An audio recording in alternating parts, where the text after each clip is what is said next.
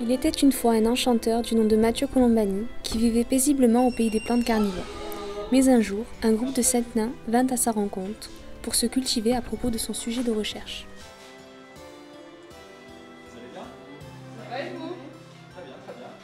On va faire de la recherche soit fondamentale, où vraiment on va essayer de comprendre des phénomènes sans avoir directement une application concrète en tête, soit de la recherche un petit peu plus appliquée, où on va essayer de développer des produits ou des machines pour un but concret. Alors, c'est quelque chose qui prend du temps, donc découvrir un phénomène. Donc souvent on a une idée, donc on essaye de comprendre un mécanisme, et là on va se dire comment est-ce que ça marche.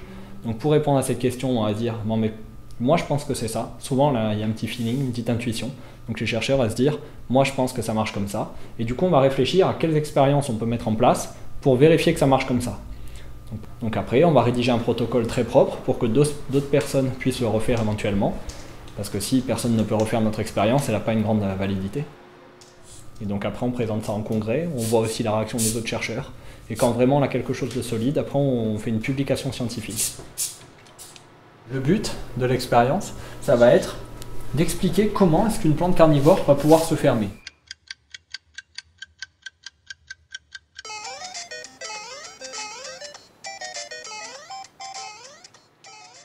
C'est un tissu végétal qui n'a pas de muscles. La première hypothèse, ces chercheurs ont dit qu'une plante, c'est seulement des cellules remplies d'eau, mais l'eau va pouvoir se déplacer dans ces cellules. Donc si de l'eau se déplace de cellule en cellule, la pression à l'intérieur va diminuer, comme si on vide un ballon. Mais là, si on touche les petits poils qui sont autour, là on va la voir se fermer. Et on va la voir pousser l'aiguille et tout casser. Par exemple là, dans le cas des plantes, on sait que les plantes elles vont mettre 24 heures à se réouvrir, s'il n'y a pas d'insectes à digérer. Donc forcément, il va falloir réfléchir à faire l'expérience, sachant que dès qu'on va déclencher la plante, qu'on va la perturber, qu'elle va se fermer, il faudra attendre 24 heures. Donc pour ça, bien sûr, on va prendre plein de plantes, et après, bien sûr, il faudra commencer peut-être des expériences tôt le matin, ou tard le soir, comme ça, dès qu'on a fini le matin, le lendemain matin, si par hasard elle s'est rouverte vite, on peut refaire une expérience. Ok, donc ça, c'est aussi une plante carnivore, mais d'un tout autre genre. Donc c'est une Nepenthes. Donc cette plante carnivore, elle va pas faire de mouvement rapide.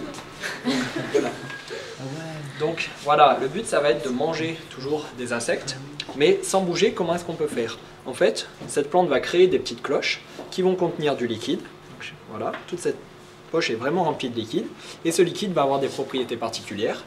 Déjà, premièrement, il va être sucré, donc ça va attirer les insectes, les mouches. Et lorsqu'il va se poser ici, l'insecte, ses parois sont super glissantes, ça va le faire tomber dedans.